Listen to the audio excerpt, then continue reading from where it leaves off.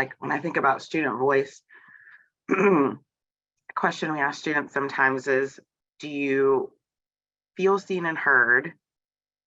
And then the follow-up to that is, do you also feel understood? And I think that the valuable work or creating work that they see value in comes from the second part. Like, yes, I feel like they heard me and I had a chance to say what I needed to say. So I used my voice, but was I understood? And was there actually a change in my environment as a result of what I shared? One of the things, and it all connects really nicely when I think about our counseling department at my school, uses the framework of autonomy, belonging, and competence, the ABCs. And it helps us to think about students in terms of they want to have some type of autonomy and independence and what they're able to contribute. They have to feel like they belong and they're connected in some way. And then they have to feel like they can do it, and they all are connected. And when you teach students and you're missing even one of those pieces, it's really noticeable in the way that they show up. What I try to work on really, really hard in my role here and in GOA is the belonging piece.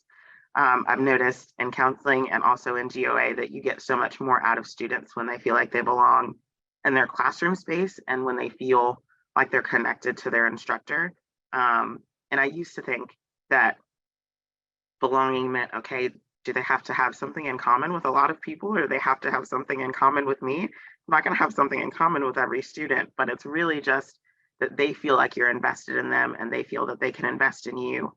And so when I think about belonging that way, we've seen complete turnarounds and shifts with students that a lot of teachers maybe had wanted to or had considered writing off as not going to engage, not able to engage.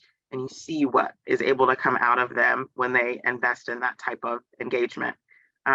We had a student that was really struggling at our school, and their parent actually had a great idea that we are now going to implement in a variety of ways, that the student just didn't feel very connected to their teachers. It wasn't that the teachers weren't paying attention. It wasn't that they weren't loving and caring, but they just weren't feeling connected. And so the parents' recommendation was have that student interview their teachers about their interests. The student comes up with the questions. They interviewed all of their teachers on their own time.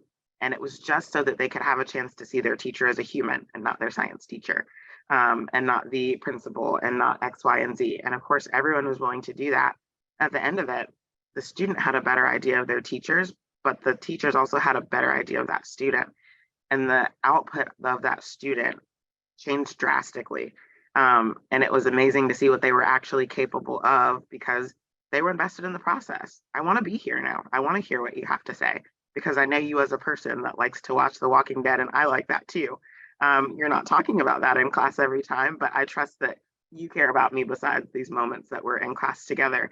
And so it just shows that all the pieces really are connected. When you look at the value and success and belonging, they all go together in really beautiful ways.